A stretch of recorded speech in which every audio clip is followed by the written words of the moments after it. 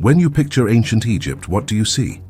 Pyramids gleaming under the desert sun, Cleopatra reclining in silk, golden tombs filled with jewels and secrets. But peel back the shimmer, and a different Egypt emerges, one that was built not just on stone and glory, but on silence, fear, and blood. Because in 2021, archaeologists broke through a sealed wall inside Luxor Temple and stumbled upon a scene straight out of a nightmare. 13 skeletons, all female, all children, no older than 16.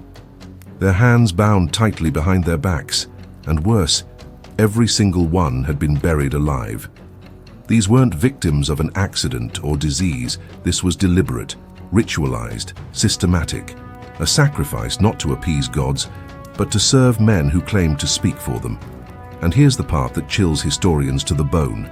Those 13 girls were only a fraction of a hidden system that lasted over 15 centuries.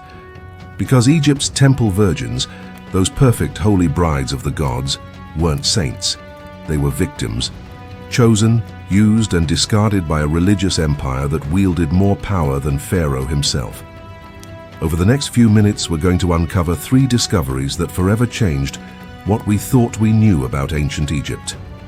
First, the brutal selection process that stole children from their homes and turned them into property of the gods. Second, the secret chambers and forbidden rituals that exposed what really happened inside temple walls. And third, the physical evidence, the bones, the toxins, the pregnancies, that prove this wasn't divine service. It was systemic abuse hidden behind holiness. But before we dive into those horrors, you need to understand one thing: why the temples had that much power to begin with. Because Egyptian temples weren't just houses of worship, they were empires.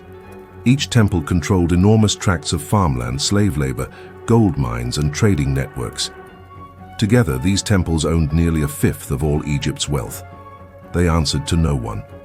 Not even Pharaoh could enter their sacred chambers without permission, and at the center of this vast spiritual machine stood a single role, the god's wife of Amun. She was said to be purity incarnate, the earthly bride of a god. Every noble family dreamed their daughter might be chosen. It was considered the highest honor a child could receive. That's the official version. But the bones don't care about official stories. Because between 2015 and 2023, new technologies, ground-penetrating radar, high-resolution CT scans, and AI-driven translation tools began peeling back 3,000 years of carefully crafted lies. Beneath the holy hymns and golden masks, archaeologists found the truth. Those girls weren't brides of gods. They were sacrifices to power. Imagine this. You're a nobleman in ancient Thebes. You have 3 daughters, ages 10, 8, and 6. One morning, temple priests appear at your door. They're flanked by guards, cloaked in white linen, carrying scrolls stamped with royal seals. They've come to inspect your children. Refusing isn't an option. Refuse, and your family's name vanishes from every record. Your land seized, your lineage erased. This isn't a myth. Inscriptions carved into the walls of Karnak Temple describe it word for word. The pure ones shall be taken before corruption touches them. Before corruption didn't mean sin, it meant puberty. The priests wanted girls between 6 and 10, young enough to be controlled, shaped, and broken. And what came next defies belief. Ancient medical papyri describe inspection ceremonies in clinical detached detail, public, invasive examinations of these children's bodies performed to verify divine purity. They were stripped naked before temple officials, prodded, examined, humiliated. If a girl failed the test, if she cried, resisted, or wasn't deemed perfect, she was removed from the line, and that removal often meant death. A 2017 excavation near Karnak uncovered a mass burial site containing 47 small skeletons, all girls aged 6 to 12. Every one of them bore marks of violent trauma, broken ribs, skull fractures, strangulation marks. They weren't plague victims. They weren't sacrifices to gods. They were casualties of a selection process. Those who survived the ordeal were taken away to the temples forever. Families received word that their daughters had been chosen for divine service. They were told to be proud, but behind the temple gates, the real preparation began. And it wasn't divine. The girls were renamed, stripped of their identities, and locked in narrow, windowless rooms. Archaeologists found the remnants of these cells, cramped spaces barely large enough for a child to lie down, sealed from sunlight, their walls still bearing faint traces of resin used to muffle sound. For years, these girls lived there, isolated, starved, and purified.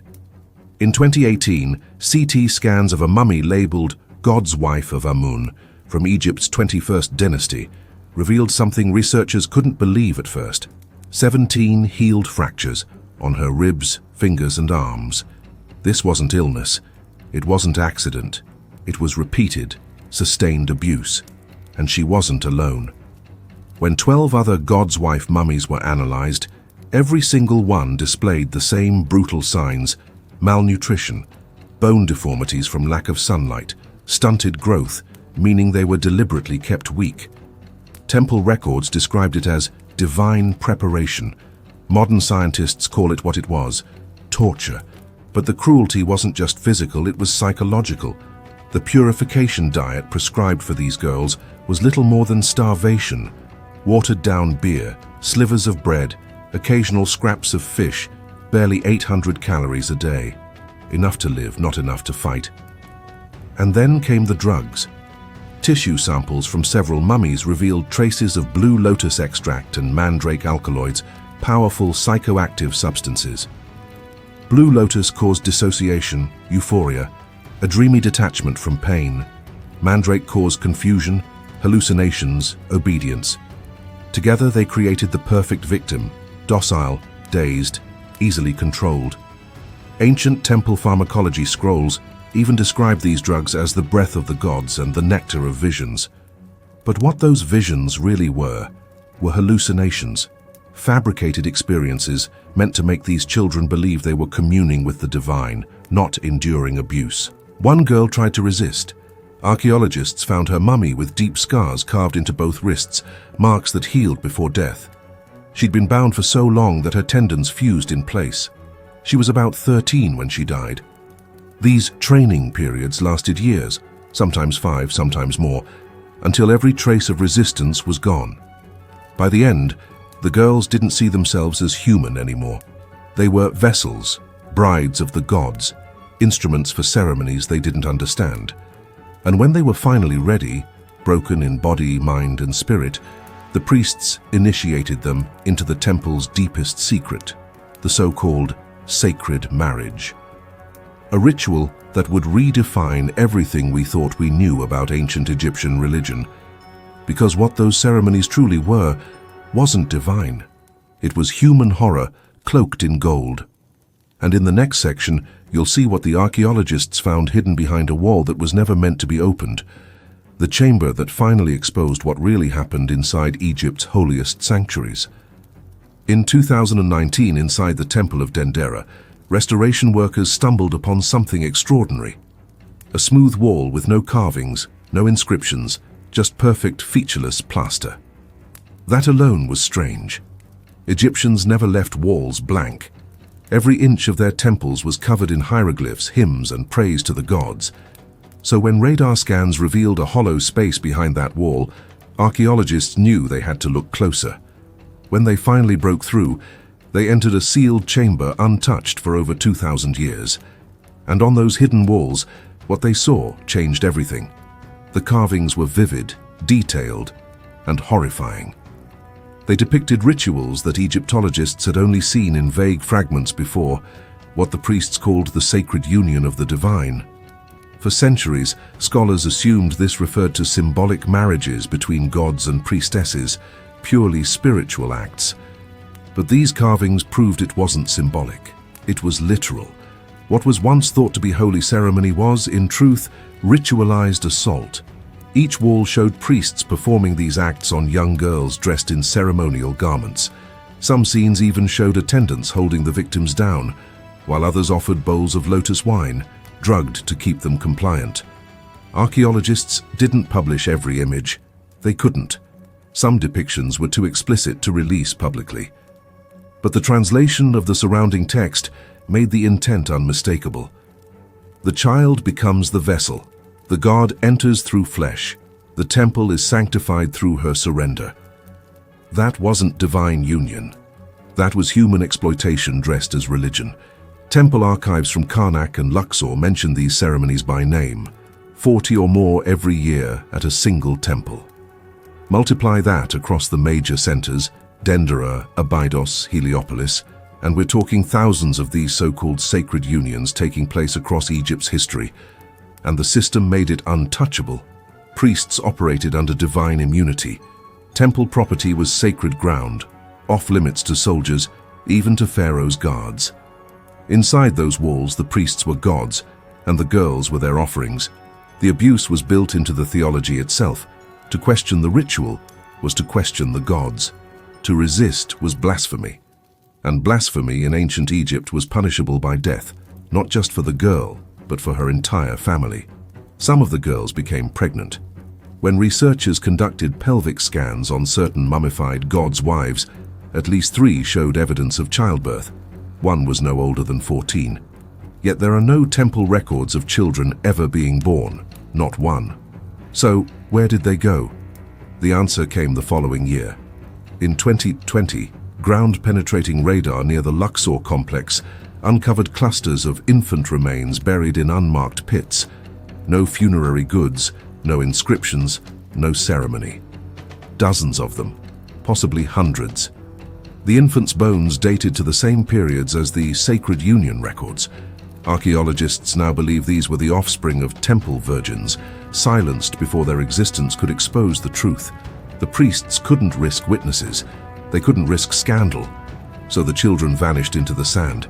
This wasn't religion, this was control, a power system sustained by fear and sanctified by myth. And the most terrifying part, for centuries no one questioned it. Because who dares to accuse a god? But eventually some did resist, and that's where this story takes its darkest turn. In the spring of 2021, deep beneath Luxor Temple, archaeologists unearthed a sealed foundation chamber. They thought they'd find offerings, perhaps gold amulets, maybe a dedication tablet. Instead, they found a tomb of silence. 13 skeletons, perfectly arranged in a line beneath the temple's stone flooring. All girls, all teenagers. Everyone with her hands bound behind her back. At first, the team thought these might be ceremonial sacrifices performed after death, a gruesome but not unprecedented practice. But when forensic specialists analyzed the bones, the truth emerged. These girls were still alive when the walls closed around them. Their fingers were broken from clawing at stone. Their spines were twisted, their skulls cracked against the walls. They died suffocating in total darkness, buried in the foundations of the very temple they had served. Ancient construction scrolls describe something chillingly similar. To guard the holy walls, the living shall be entombed within them, their spirits forever binding the stone. Historians once thought that line was metaphorical. The 2021 excavation proved it was literal. These weren't honored guardians. They were witnesses, girls who resisted the rituals, who became pregnant, who tried to escape. The priests couldn't allow them to live.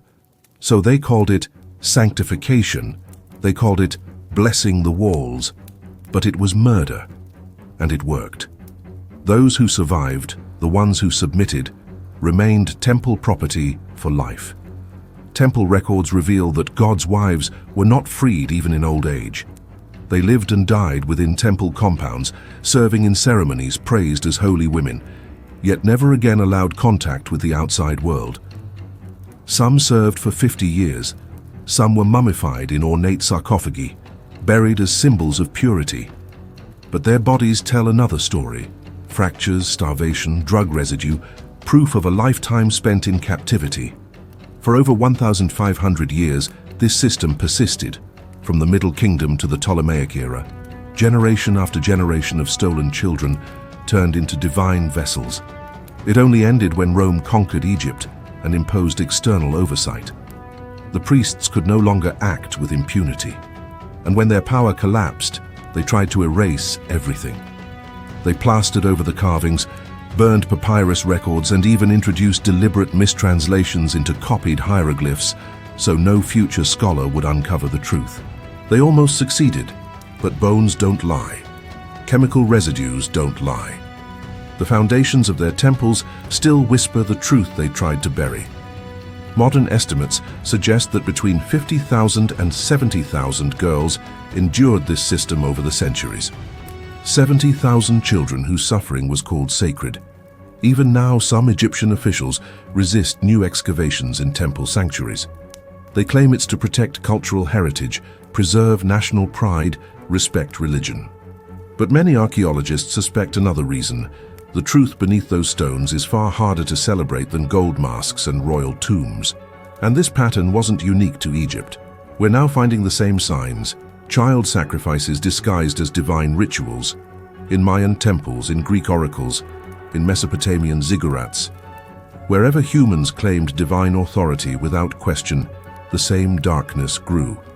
The temples still stand, silent, magnificent, eternal. But beneath their beauty lie crimes written in bone and blood. So now we're left with one haunting question. Should we uncover it all? Should archaeologists keep digging, keep exposing every buried truth, no matter how much it shatters the myths we've built our history upon?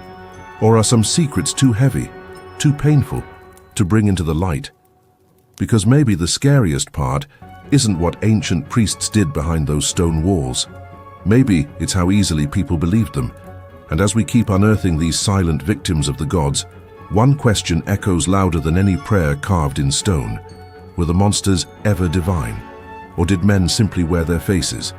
If that question keeps you awake tonight, wait until you hear what the Aztec priesthood did to the children they called flowers of the sun. That's next week. But for now, remember this. Sometimes, the greatest monuments to human civilization are also its